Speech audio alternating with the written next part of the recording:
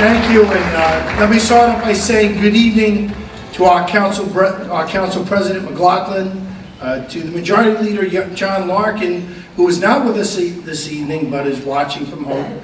He's not feeling too well, but we know John will be fine. We'll see him next week. The minority leader Sabatino, members of the city council, members of the judiciary that are here, the Board of Education trustees, our superintendent of schools, teachers and administrators, state and county representatives, city commissioners and board members, and fellow Yonkers residents. Welcome. I also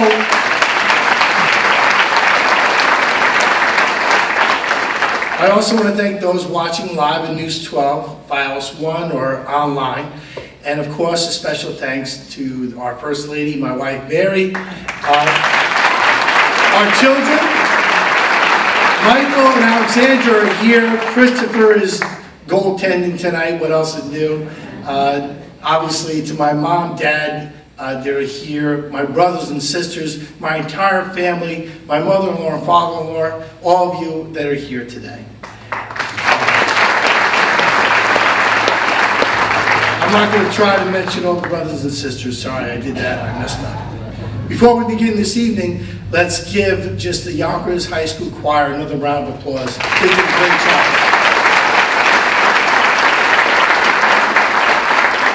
Now, this is the 5th time we've gathered here for our annual State of the City Address. And as always, it's good to be here with so many people who are working so hard to make our city a wonderful place.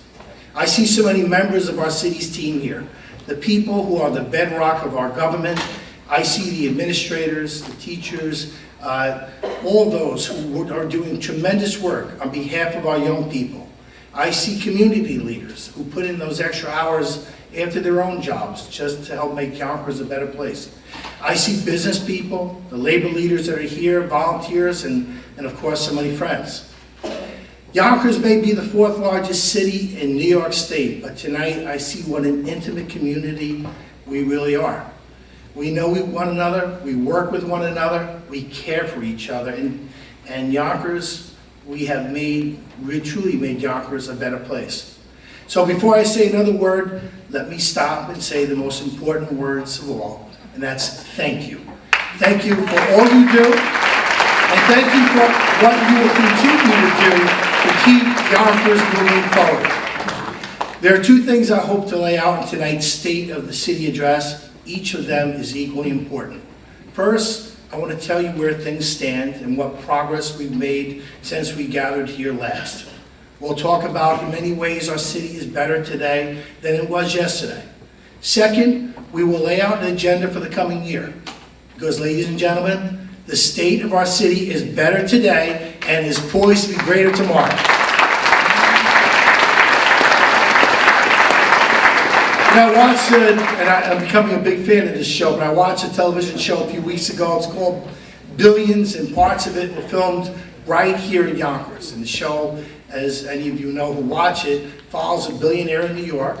And in the opening episode, when asked by a reporter if he was from the area too, the hedge fund manager replies, yeah, but it wasn't, Yonkers, but it wasn't nice back then. And but those of us who know Yonkers a little better than the scriptwriter know that Yonkers was always nice in so many ways, even when we went through some of our most difficult times. But it's also true that the world is looking at Yonkers in a new way.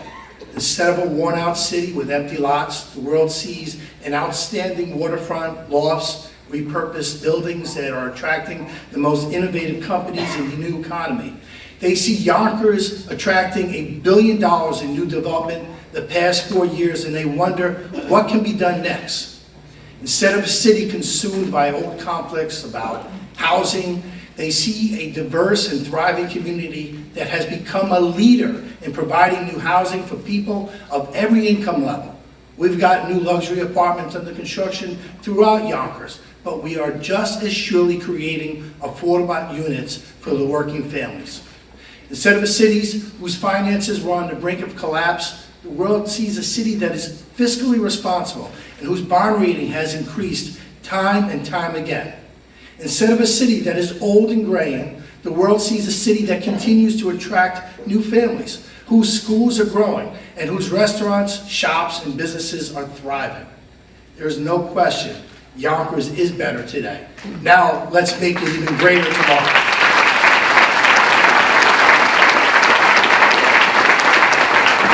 Let's start with better schools, soon to be greater schools. 2 years ago, the state of New York came out with a list of what they called failing schools. They later changed the name to struggling schools. It really didn't matter what you called them, the message was clear.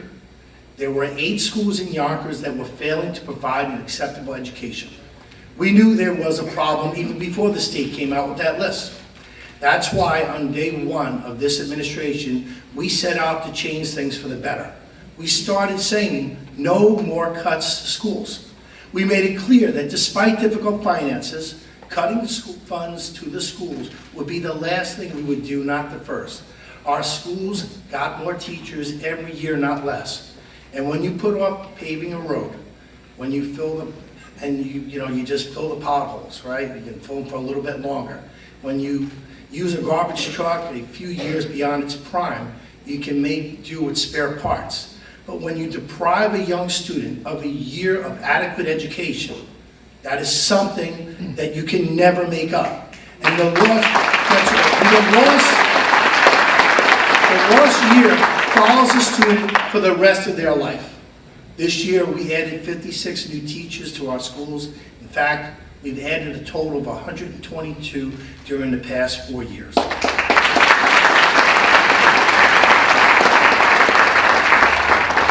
And although our school administrators and teachers could still use more resources, they are doing tremendous things with the tools we have given them. You only have to look at the increase in reading and math scores and graduation rates to know that's true. We can all be proud that just a few weeks ago, 5 of the Yonkers schools that have been placed on the struggling list have now been removed.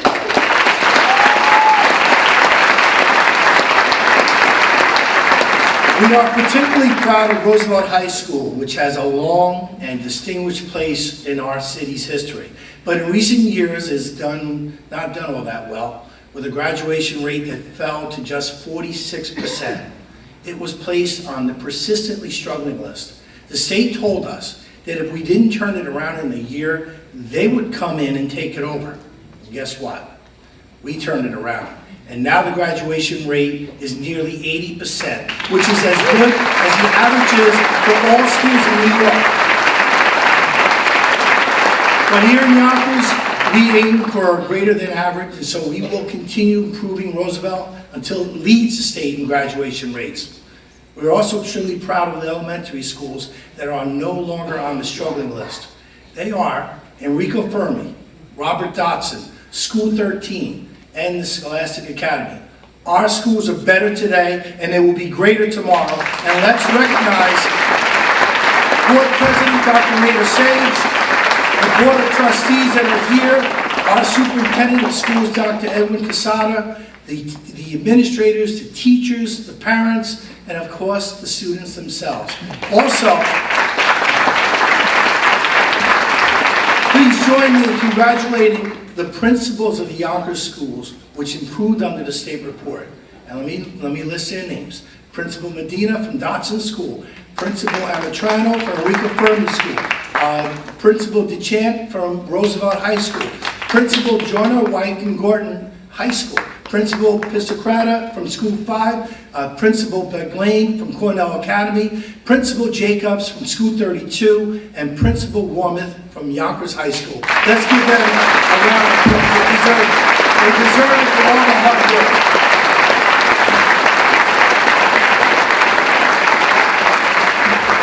The truth is, no matter how good your teachers are, and no matter how eager your students are to learn, it's tough to teach or learn in buildings that are as old as 100 years.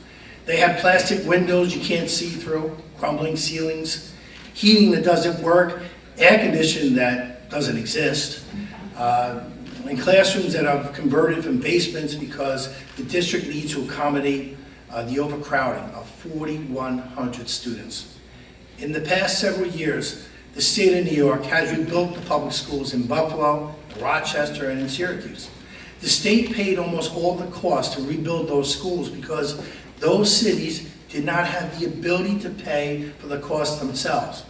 Yonkers, Yonkers doesn't have the ability either. And Yonkers is the only Big Four district in which the state has not rebuilt the schools. Yonkers is the only district where the schools are dangerously outdated, the only district where the schools are so overcrowded that storage rooms and windowless basements had to be used for classrooms. The only district where libraries have to be closed to make up for classroom space. The other big cities, Buffalo, Rochester, and Syracuse, all had their turn in new state-funded schools. Now it's Yonkers' turn.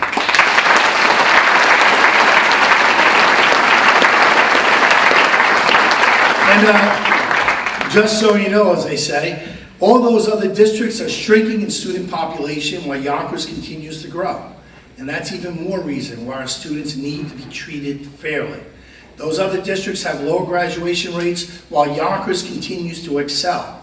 Our students should not be punished for their success. Our students deserve the right to learn in a safe, healthy, modern environment, and it's time for New York State to act. We have developed a plan to rebuild Yonkers schools, and starting next year and continuing for the next 12 years. Not only will we renovate every one of our schools, but we will build 3 new community schools so that the overcrowding will become a thing of the past. These schools will improve the educational experience and outcome of every Yonkers student for the next 5 generations. With the support of our state's delegation, we will get it done. And I'd like to take a moment to recognize our delegation, the hardest group of state legislators you will find at the state capitol, and our good friends. Democratic leader, Senator Andrew Stewart-Cousins, Senator George Hackman, Assemblywoman Shelley Mayer, and Assemblyman Gary Pepper.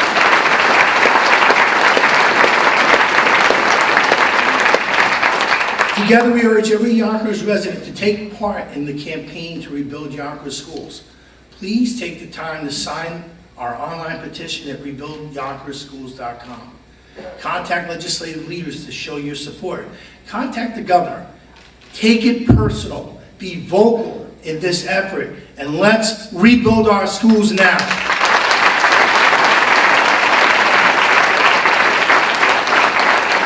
We recognize that a child's earliest years present an important window of opportunity to best prepare them for their academic and professional careers. That's why we created the Yonkers Thrives Partnership, a cradle-to-career network that is engaging the entire community, the public sector, the private sector, educators, and everyone in between. This year, Thrives has identified kindergarten readiness as the best way to prepare our young ones for their school career, and I know their work will lead to profound results for our students. At the same time, Yonkers Partners in Education recognizes that even more can be done for our students as they work to achieve the foundation of the American dream, a college education. YPI works tirelessly to support our students, providing programs like test prep courses, which have resulted in an average increase of 139 points on students' SAT scores. Ladies and gentlemen, please join me in recognizing the members of Yonkers Thrives and YPI for the hard work they're doing for the college.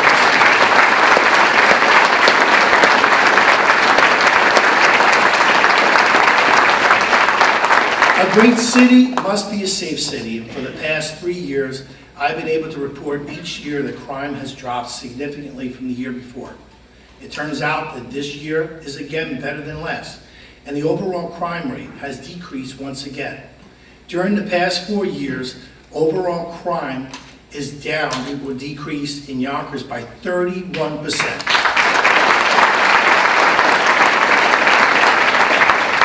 We continue to lead the nation's cities in providing a safe place to live, work, and play, right, Chris?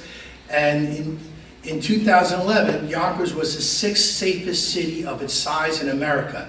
Today, we are the 3rd safest city of our size in America. We are better than before, but we aim to be even greater in the future when it comes to being safe. This year, we added foot patrols on McLean Avenue, Elm Street, Lake Avenue, South Broadway, Getty Square. We assigned an office to the Police Athletic League to help our young people engage in healthy after-school activities. And though we hope we never need it, we have enhanced our active shooter program so that we will be fully prepared if there is ever an incident in our schools or other places of public assembly. You know, effective policing involves more than the police on the patrols. It involves a good relationship between the police department and the community. Although some cities are just seem to be learning this, it's something we in Yonkers have known for a long time.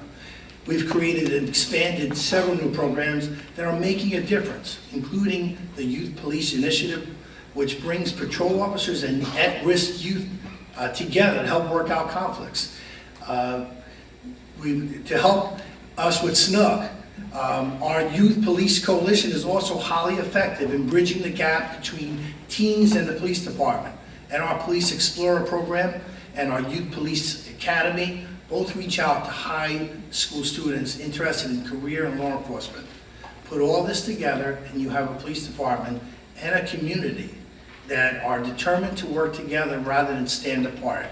Ladies and gentlemen, please join me in recognizing and thanking our Yonkers Police Department, as well as the community members who work so closely with them. Our Police Commissioner, Charles Gardner, see you.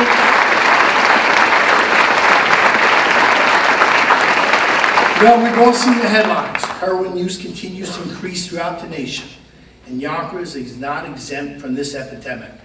Our police department was one of the first in Westchester County to deploy Narcan to officers on the streets. This life-saving drug can be administered on the spot to someone experiencing an otherwise fatal overdose. Our police have already used Narcan several times, but more needs to be done. And the Yonkers Police Department is taking action to prevent this crisis from continuing to plague our nation's community. We will introduce HEART, the Heroin Enforcement and Assistance Response Team. The initiative is a comprehensive approach to dealing with heroin abuse. HEART will focus on education, prevention, assistance, and enforcement. The team is comprised of YPD officers, caseworkers, and trained substance abuse counselors who will follow up with heroin abuse suspects who are arrested, those who survive overdoses, and the families affected. We will provide them with the necessary services and counseling needed to overcome this devastating addiction. Today, I'm pleased to announce that St. John's Hospital has joined HEART to assist us in the program for detox, rehab, and counseling efforts.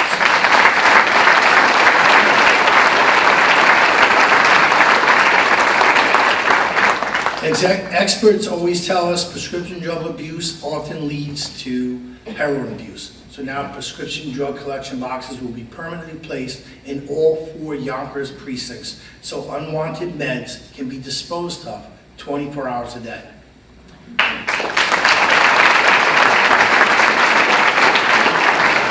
We continue to improve our fire and safety and invest in the Yonkers Fire Department. Shortly, we will unveil the winning bid for a new downtown firehouse, the first new fire station to be built in 35 years. Well, in the past few years, we purchased 6 new fire engines, 2 tower ladders, 1 aerial ladder, and with this massive investment in the fire department's fleet, our fire companies will now roll with modern and reliable equipment. We've also provided new bunker gear, thermal imaging cameras, decontamination equipment, and other crucial tools that are there to protect our firefighters. This year, I'm proud to announce that we will purchase an upgraded radio system for our first responders. And this upgrade will replace that old 20-year-old system, will provide an emergency that will provide our emergency personnel with a more reliable communications capability to help save lives in case of emergency.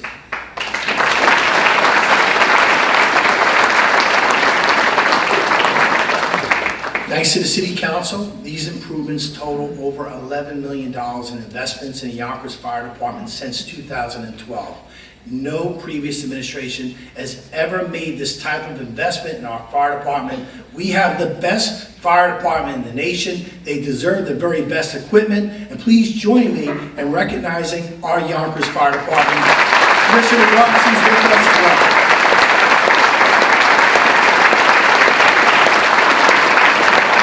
We are together with the paramedics of Empress. I saw our friends from Empress Ambulance. Yonkers has a first-class emergency response team that seems to only get better with each passing year. Yonkers continues to be a leader in protecting the environment, reducing energy use, and caring for the Earth's limited resources. Having already replaced streetlights with LED bulbs and upgraded lighting in the city's public buildings under the Yonkers Green City program, we are now working with the parking authority to replace all lights in the city's parking garage, in all of our garages rather, with new efficient LEDs. We are always looking for the most innovative and sustainable options to make our city run more efficiently. Last week, we announced once again that Yonkers is leading by example.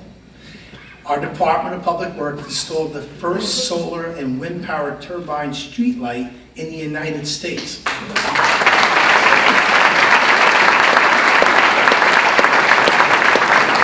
Replacing the JFK Marina on the Hudson River, and with Yonkers being ranked as one of the top 100 cities in the nation with the highest average wind speed, we know we can use the winds to our advantage and power up our parks. We are also installing 2 electric charging stations near the waterfront down at Buena Vista Garage, provided to us by a grant by the New York Power Authority. The charging stations are available to the public. So if you live in the downtown and you're thinking about purchasing an electric car, you now have an even greater incentive to do so. We continue to utilize new technology to make services easier and more convenient for the people we serve. How often have you been in a restaurant or maybe the barber shop and realized that you're run out of time on your meter? In the future, you won't have to run back to the car in order to board a ticket because there's a working app for that. And working with the parking authority, we will implement the ability to pay for metered parking with a smartphone. So now, Councilman Shepherd can rest easily knowing he doesn't need to run out of Rolling Goins to feed the meters when he's on McLean Hill.